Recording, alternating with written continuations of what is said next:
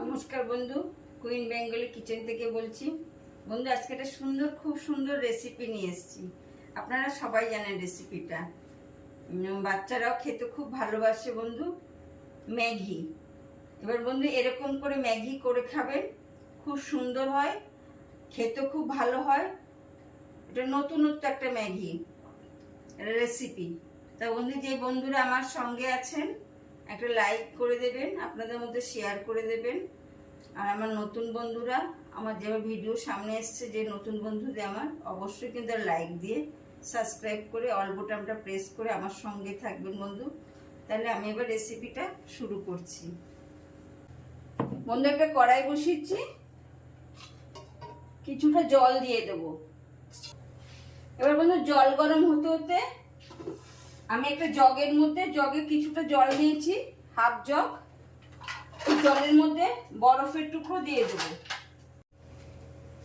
বন্ধু, জল গরম হয়ে গেছে, সামান্য একটু নুন দিচ্ছি। বন্ধু, জল ফুটে গেছে, আমি এবার ম্যাগিগুলো দু টুকরো করে দিয়ে দেব। এরকম সেদ্ধ করতে হবে বন্ধু, একটু শক্ত অবস্থায় নামাতে হবে। এবার বরফ জল যে রেখেছিলাম, সে বরফ জল উপর থেকে দিয়ে দেব।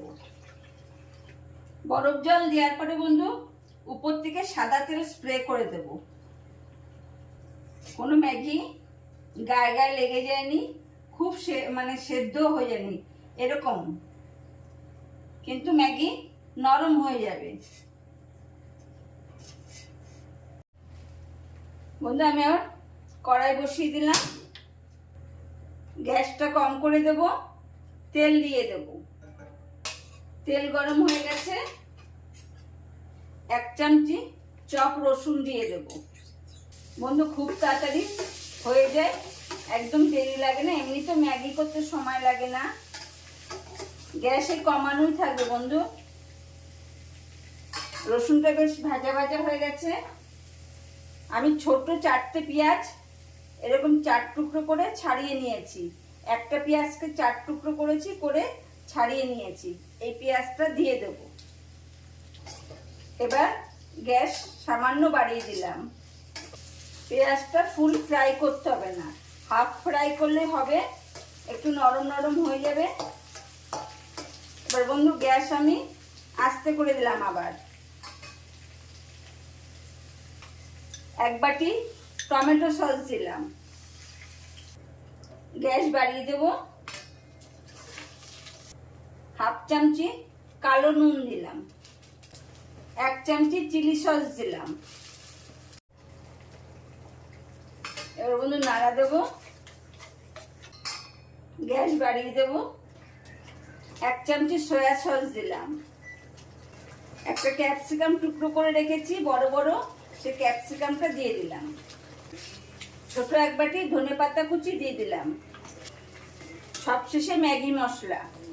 এবার বন্ধু, ম্যাগিগুলো দিয়ে দেব।